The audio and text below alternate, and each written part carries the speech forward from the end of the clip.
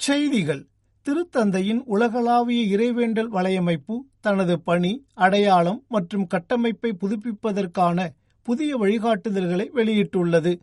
March 19 வியாழக்கிழமை புனித வளனார் பெருவிழாவன்று வெளியிடப்பட்ட இந்த புதிய பொது விதிமுறைகள் இவ்வலையமைப்பை ஒரு பாரம்பரிய திரு அவை இயக்கமாக அல்லாமல் திருத்தந்தையின் நேரடி சேவைக்கான ஓர் உலகளாவிய ஆன்மீக முன்னெடுப்பாக அதன் பங்கை வலியுறுத்துகின்றன.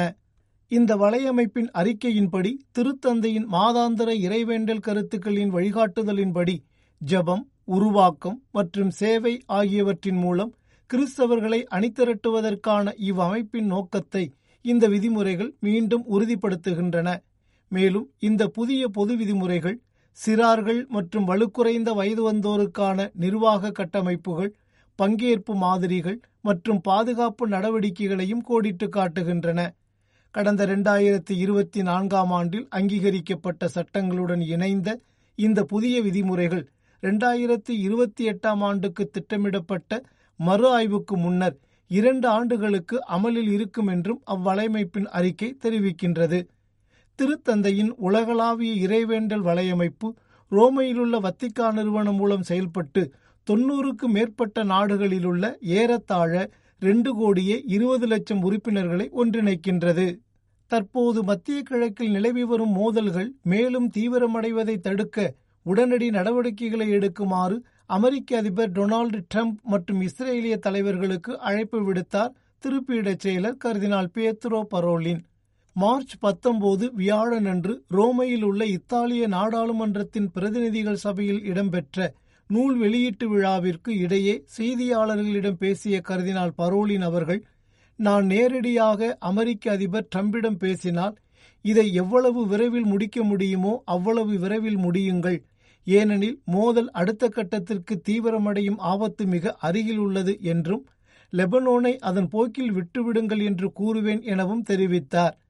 மேலும் இந்த செய்தி இஸ்ரேலுக்கும் பொருந்தும் என்று கூறிய கர்தினால் பரோலின் அவர்கள், தூதரக உறவுகள் மற்றும் பேச்சுவார்த்தை ஆகிய அமைதி வழிகளின் மூலம் பதற்றங்களை தணிக்குமாறு அந்நாட்டு தலைவர்களை கேட்டுக்கொண்டார். காந்தக்கல்லி பதிப்பகத்தால் வெளியிடப்பட்டதும் வத்திக்கான் பத்திரிகையாளர் இக்னாசியோ இன்கிராவோ மற்றும் அகுஸ்தினார் சபையின் அருள்பணியாளர் ஜுசப்பே ஆகியோரால் எழுதப்பட்டதுமான திருத்தந்தை 14ஆம் லியோ, நான் யார் என்று நீங்கள் சொல்கிறீர்கள், நான் புனித அகுஸ்தினாரின் மகன் என்ற நூல் வெளியீட்டு விழாவின் போது இந்த கருத்துக்களை தெரிவித்தார் கர்தினால் பரோலின். அமெரிக்காவிலிருந்து தேர்ந்தெடுக்கப்பட்ட முதல் திருத்தந்தையான 14ஆம் லியோ அவர்களுடன் இணைந்து பணியாற்றுவது குறித்து தனது எண்ணங்களை பகிர்ந்து கொண்ட கர்தினால் பரோலின் அவர்கள், அவரது ஒத்துழைப்பு மிகவும் எளிதானது என்றும் அவரிடையே சிறந்த உரையாடல் மற்றும் பயனுள்ள கருத்து பரிமாற்றங்கள் நிலவுகின்றன என்றும் எடுத்துக்காட்டினார்.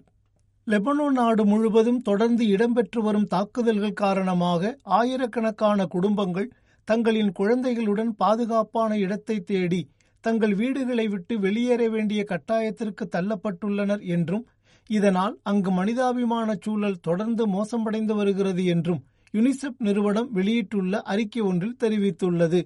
பாதிக்கப்பட்ட குடும்பங்களுக்கு நலவாழ்வு பராமரிப்பு, உளவியல் ரீதியான ஆதரவு, பாதுகாப்பான குடிநீர் மற்றும் அவசர உதவி உள்ளிட்ட அடிப்படை சேவைகளை வழங்கி வரும் யுனிசெப் நிறுவனம், இடம்பெயர்ந்தவர்களில் பலர் தற்காலிக முகாம்களில் தஞ்சமடைந்துள்ளதாகவும், ஏற்கனவே மக்களின் நெரிசல் அதிகமுள்ள இந்த முகாம்களில் தற்போது அடிப்படை தேவைகளை பூர்த்தி செய்ய இயலாத நிலை ஏற்பட்டுள்ளதாகவும் சுட்டிக்காட்டியுள்ளது.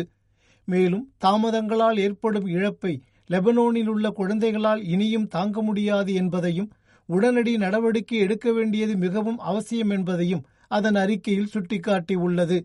வன்முறை அதிகரித்து வரும் சூழலில் குழந்தைகள் கண்டிப்பாக பாதுகாக்கப்பட வேண்டுமென்றும், அதிகரிக்கும் பதற்றமான சூழ்நிலையை தணிக்க வேண்டுமென்றும் வலியுறுத்தும் அதன் அறிக்கை, மேலும் பாதிப்புகள் ஏற்படாமல் தடுக்கவும் துரிதமான முயற்சிகளை மேற்கொள்ளவும் அழைப்பு விடுத்துள்ளது.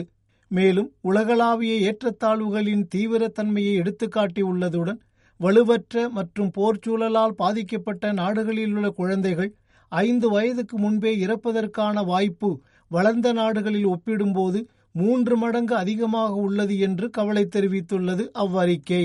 இத்துடன் வத்திக்கான் வானொலியின் தமிழ் ஒலிபரப்பு நிறைவு பெறுகின்றது. தொடர்வது அதன் மலையாள நிகழ்ச்சிகள். உங்கள் செவிமடுத்தலுக்கு நன்றி. வணக்கம்.